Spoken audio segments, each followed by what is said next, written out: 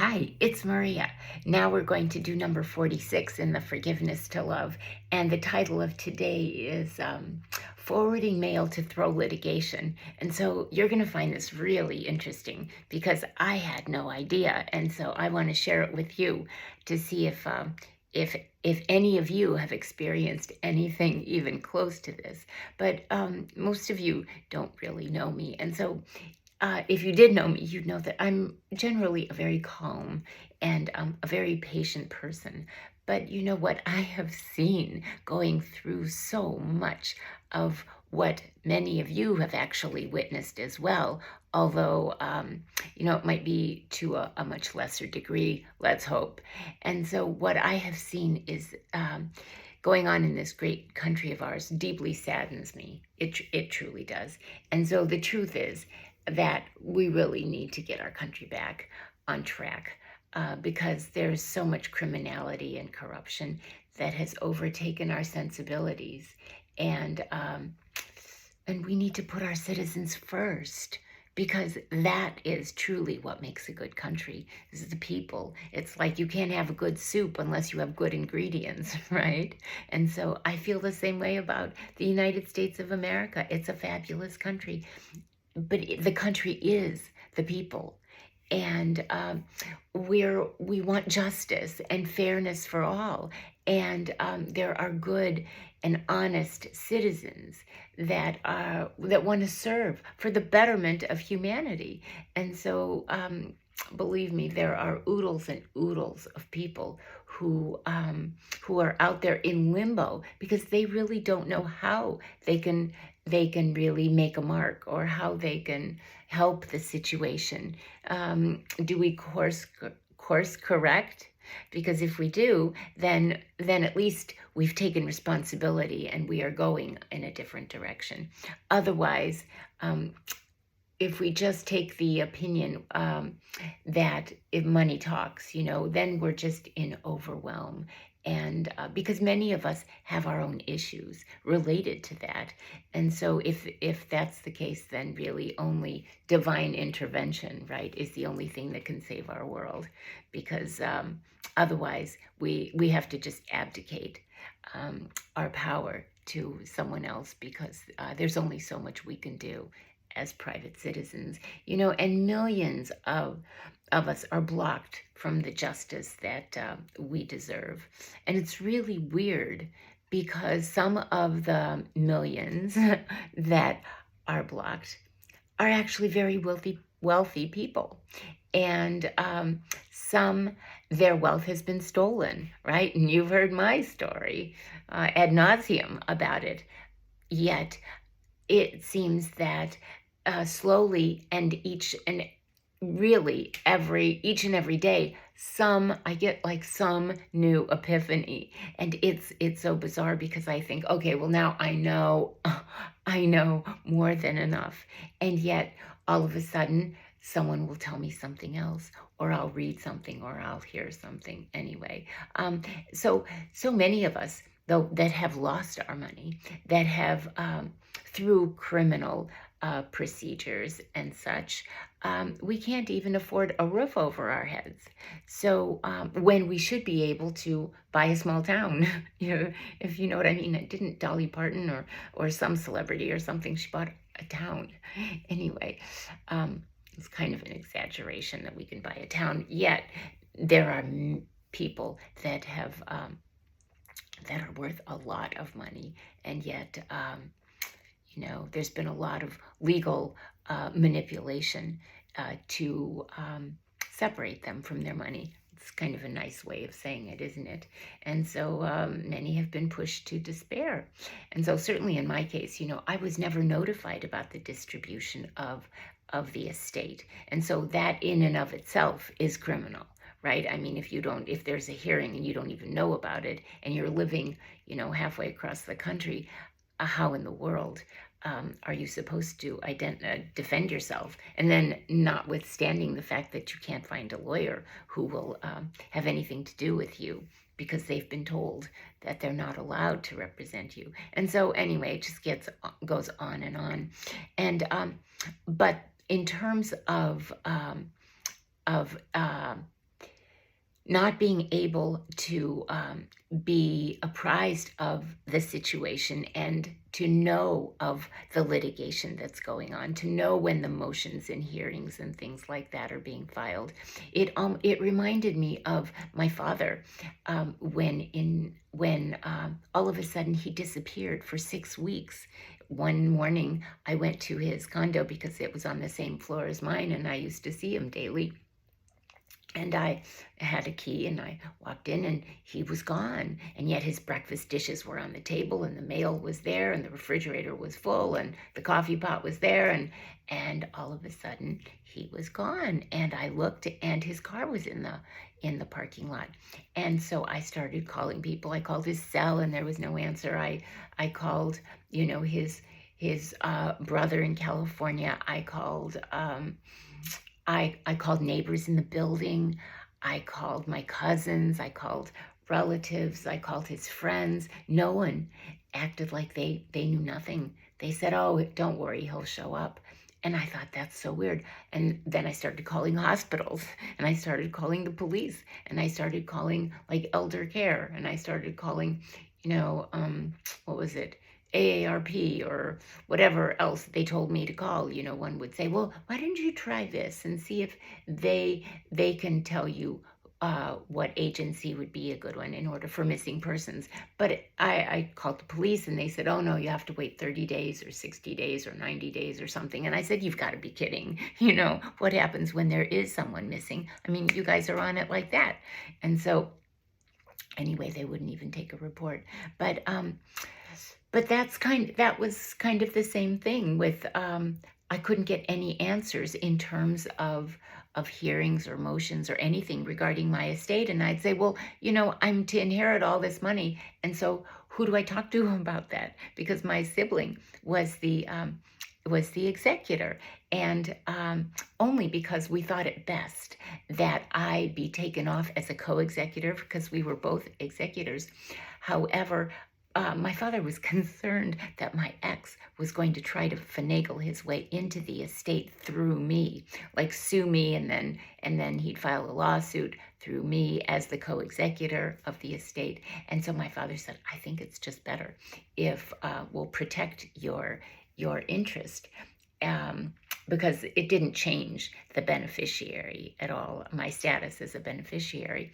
And yet, so anyway, that's what happened. And so I was taken off as co-executor. I was still a beneficiary, a 50-50 beneficiary. However, at the time, we had no idea that actually sibling was working with the ex. And so everything we tried to do in order to protect the estate from the ex, there was an insider, right? And so it was like there was a snake that was telling him everything we were doing and setting it up so that at the right time, when my parents were deceased, he just walked right in and she gave him my condo and all kinds of crazy things. And so in any event, when someone is an executor and a beneficiary, there's a lack of accountability on behalf of the other beneficiaries. And so here, all these years, sibling and son not only took possession of my home, but here's the kicker. By doing that, they had my mail, and they had my mail forwarded to their father's address in Batesville, Indiana. And I knew nothing at all about this. And I even went to the post office and I said, it's so weird, but I'm not getting any mail in my condo. And they'd say, oh, don't worry about it, lady. If you have any mail, it'll be delivered to you. Don't worry about it. And so I didn't, but it was very weird. And so as I mentioned, I think in another video, I didn't get communication from the IRS, and so they actually put a lien on my property. I didn't get student loan information, and so that loan went into default. I didn't get utility bills that were in my name.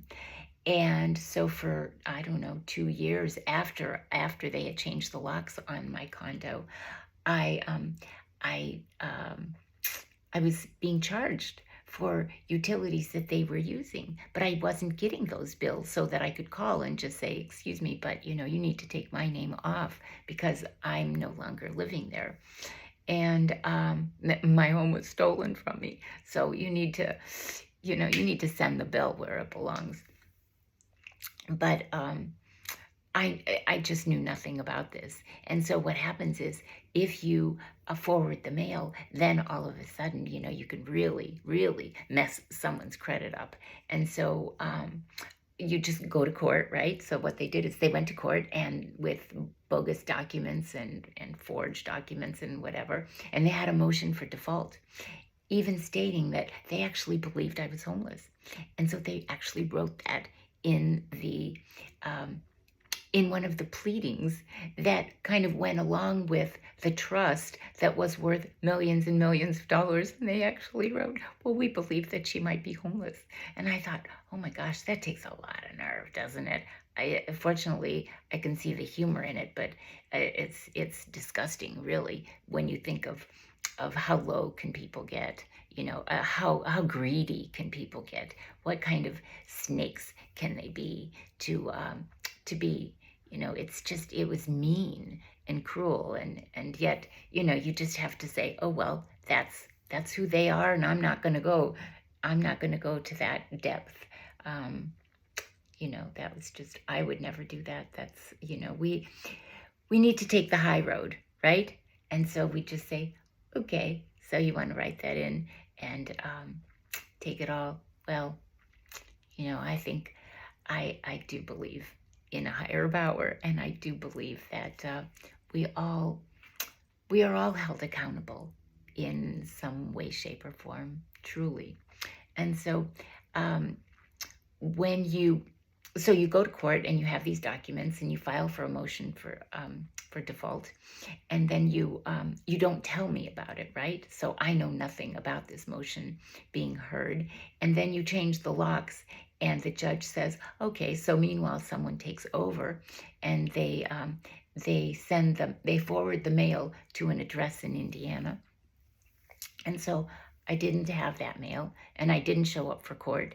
And then, because I didn't get my other mail, it screwed me up with the IRS and student loan and the utilities company, which really messed up my credit, which I told you. And the end result was that not only did I not have a home, but my credit was ruined. And so I couldn't even get an apartment. And so, and I wanted to lease a car, and I couldn't even do that because they said, lady, your credit, I mean, you've got 3 strikes against you. And I was like, but I always pay my bills on time. And they said, well, not anymore. And so anyway, I mentioned that I did hire one attorney, and he lasted for 4 months, and then he said he had to quit because siblings attorneys were not cooperating with him. And so he said, I can't function that way. And so I thought that was fascinating because it was very strategically done. And it was not, I mean, that's how you get an attorney to quit, right? To withdraw. You just don't cooperate with them, and you kind of let them know that you're going to win anyway. And so he just kind of ran off like a scared little puppy. And so but I can't blame him because how could he possibly represent me when the other side was being that kind of that devious, really, that strategic. But then again, that's the legal profession. And I think I knew I would never survive in that kind of situation. So for some of you that know, I had 3 children while I was in law school. And then I just said, that's enough, because I wouldn't ever really practice. It's a wonderful education, truly. And I'm very grateful for it. But as for practicing law, I think you have to be a certain type of character in order to be able to do that line of work, and it wasn't for me. But I do see it for what it is, and I'm very grateful that it was because of that I probably was thrown into this this quagmire of such that I would then be able to analyze and see what was going on, because I spent years documenting what was going on. And so it was just a very interesting exercise for me. But nonetheless, we've so this is what happens.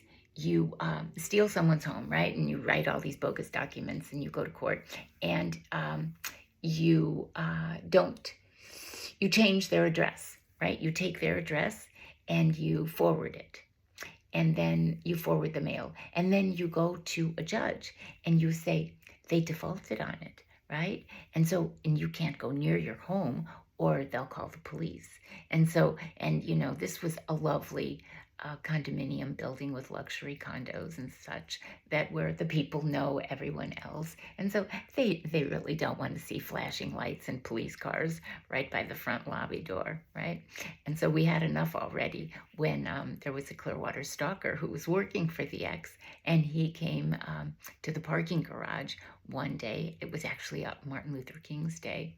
And so he came there and he tried to attack me. And fortunately, I was with someone who then intervened. And unfortunately, he was the one that ended up being pummeled. Yeah, that was, and then of course that man that did that was charged with assault and battery. And anyway, so the judge then signed an order of dismissal of my case, even when I knew nothing about it. I had no idea it was even being litigated. I just kept trying to call people saying, when is this trust going to be distributed? When is the estate going to be distributed? No one would ever answer my phone calls. And so it was, I couldn't get anyone, whether it was email or regular mail, or I had no phone numbers. I did have my son's phone number, but he said, don't call me. If you have anything to say, call my attorney. And I thought, wow, you know, this is your mother talking, and I've done everything for you. And you came to my condo, and all of a sudden now you're taking it over, and I'm not allowed to talk to you.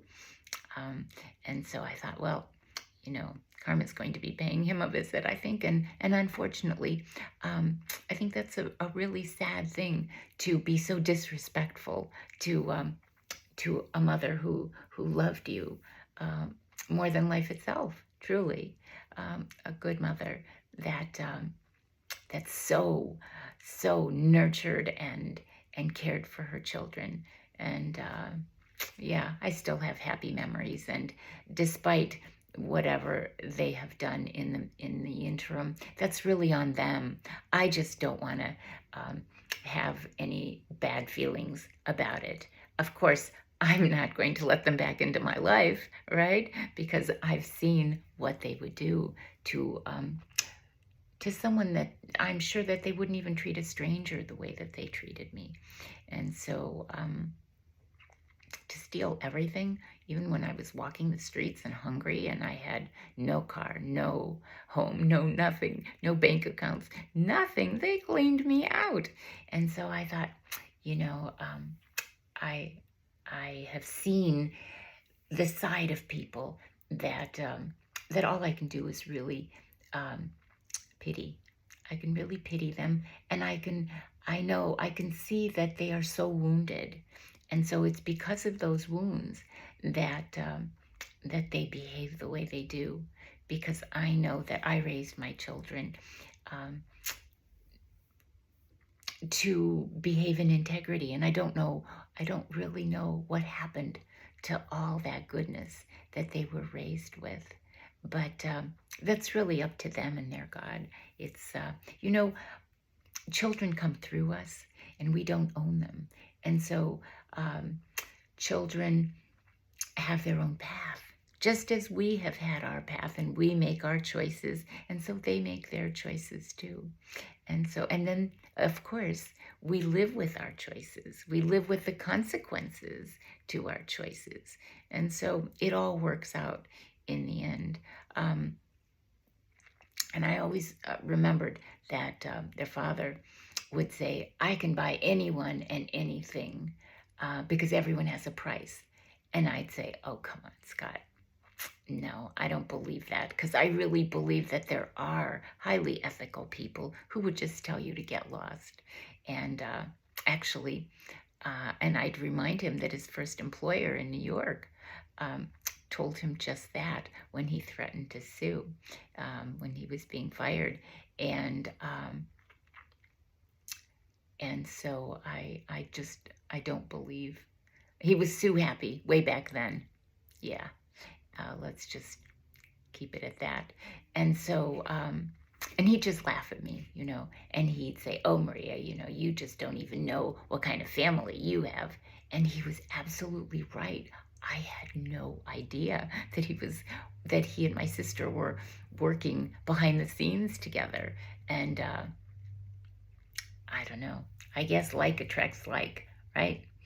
And so I think it's shameful and it's a disgrace. And I think we should all be disgusted, actually, because there are people that we know who turn a blind eye to to our to us in our time of need. I know that when money overflowed and I had parties and was able to do so much for people. I had so many friends and I loved being with them and I thought they loved being with me. And yet, when all of a sudden you fall on times where things are a little uh, different, and you fall on hard times, and then that's when you really see who's uh, who really is there for you in your time of need and isn't a fair weather friend, right? And so let's see, what else can I tell you? Well, I think that many Americans, many people throughout the world experience abuse, and legal abuse is very prevalent. But there's abuse in so many other ways, truly. And so I know that I have been tagged, or however you would call it, flagged, tagged, because I actually was told that my sibling went to the FBI or the government or CIA or I don't know who, and said that I was a national security threat. And I really started laughing because I thought, I don't even know what that means. Does that mean like you're working with, some other government? Or I didn't even know. And I thought, hey, you know what? I was just this rich woman having these children and, loving my life and being a wonderful mother and and just having my dogs and vacations and taking my children to all their hockey games and football games and baseball games and basketball games and swimming and fencing and piano and ice skating and you name it, and my kids were doing it, and tennis and golf and everything, and all of a sudden I've become a national security risk, and I couldn't help but laughing and laugh. But you know what, I don't really know. And so I don't know if they took her seriously or they saw that she was just jealous and she was actually the one that had stolen everything. So she was, how they say like this, when you project, when you accuse someone else, actually it's the three fingers that are pointing back at you. So I think she wanted to take the the focus off of her, and she didn't want them investigating her and all the crimes that she's committed. And so she then is blaming me and accusing me of things so that they might say, oh my gosh, well, maybe this woman really is nuts. And then if she says, oh yeah, well, my sister, she's homeless and she doesn't have a home. And then they could say, oh, well, yeah, you said she's a drunk and a druggie and a woman of the night and things like that. And so they might think, oh, yeah, well, national security or something too. So anyway, and it's just so funny because we're the good guys, we tell the truth and we're here to help. And we don't even think in our wildest dreams. I mean, it's just not on our radar screen to think that people would actually take a trust document and cross out your name and put in somebody else's name and redo it and, white out things and then put something else in and forge signatures, and my mother's, it showed my mother's signature. Sibling didn't even spell my mother's name right, and she didn't spell my son's name right, as a beneficiary to the trust, and she didn't spell one of the witnesses' names right. And so I think that they obviously knew that I would see that, yet I think maybe it was just to say, haha, look, this is really, really criminal, and you can't do anything about it because you'll never even reach us, because we're not going to answer the phone, the mail, the door, and you can't get a lawyer. And so what are you going to do? And the police won't come. So what are you going to do? And I thought, okay, well, you know what? I'm just going to have to surrender and let God take care of it, because it's true. There wasn't much I could do. And so, I remember that when my ex-husband, when I said I was leaving, and he said, well, if you leave me, I'm going to hire the largest and the most powerful divorce law firm in the country to ruin you. And, first of all, I sat there going, oh, you're not going to do that, because that's just crazy. And then I thought, well, there you have it. Why would any woman not want to leave that kind of love, right? I mean, if your husband tells you he would do that, then of course you want to stay with him, because he's one in a million, right? And so it was just so weird that, and so I was wondering, because the ex has really been dead for 5, 6, 7 years. I really don't know. But I was wondering, because I looked him up on the internet, and he's actually employed by a firm in downtown Chicago. And so here, and they have these pictures of all of the men that are working, men and women, that are part of this firm. And it looked like a really nice firm. And yet his was the only picture that wasn't there. And then my son actually has an alias, and it incorporates his name and his father's name. So I guess my son is actually pretending he's he's working on behalf of my husband, or maybe I don't know how that works. I don't know about aliases. I've just had my real name.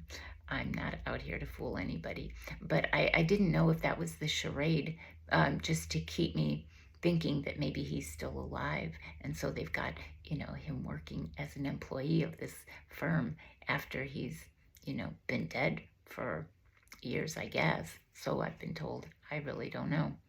Again, the bottom line, yeah, is that there are people in our lives who do really cruel things. And so, and especially when we try to stand up for ourselves, they don't really like that at all. They want to pummel us, and they want us to feel badly that they're spooking us, and they're strategizing, and they're taking, and they're stealing, and they're whatever. And you know what? The bottom line is they are who they are, and we can't change that. All we can do is change how we react to what they do. And that's really the key. And so if forwarding mail is used as a tactic in order to swing the litigation in their favor, then so be it, because I truly didn't know. I did think it was very fishy that I couldn't get my mail, and that the post office said, oh, well, we don't understand. It must have been written, that it was being forwarded, but nobody really would tell me the truth. But again, you know what? When my father, as I began to tell you, when my father had disappeared, I called all the hospitals, and I called all these other places and people and everything. And I'd say, what happened to my dad? I don't understand. I'm really concerned about him. And at first, I thought, oh, well, maybe you shouldn't worry about it, Maria, because everybody says don't worry. And maybe he decided to go to Europe for the summer, or because he disappeared in July. And he loved going to Europe. He loved going to Greece. in the summer, and see all of his relatives and things like that. And then I realized that no, he would have told me, because he certainly wouldn't have disappeared, and he certainly would not have left the house the way he left it. And so, anyway, the bottom line is, take care of yourself. Be strong. Know who you are. And when you understand that there's all this manipulation and people are strategizing and doing this and doing that and trying to take advantage and trying to intimidate you and lie to you and finagle things and whatever, just do the best you can, because that's all we can do. And then just know that you don't want to stoop to their level. You really don't. And because it's not a healthy thing. It really isn't. And so you have to look in the mirror. And when we look in the mirror and we say, you know what, we're doing the best we can, given the circumstances and given everything that's happened to us, what are we supposed to learn here? Because obviously, we are to become more empowered. We are to become stronger. We are to become wiser, more alert, more aware, more awakened. And so if we can take that attitude, then kind of whatever is thrown at us, we know that we will not react in ways that are detrimental to us, and that we will exhibit wisdom and grace. And when we can do that, nothing can touch us. And so anyway, I thank you for being here. And I am very grateful whenever you show up on for my videos. I truly do know that that my audience is restricted, and my videos, sometimes I can't even find them. They show up and then all of a sudden they disappear, and people tell me, oh, I saw your video, but then all of a sudden it just disappeared and I can't find it anywhere. And I'm like, don't worry about it. I can't do anything about that. That really is up to YouTube and Vimeo and whatever. And so anyway, I do have them on my website. And so we just move forward. We move forward in strength and in love. And so I thank you, and I wish you a wonderful evening, and I love you.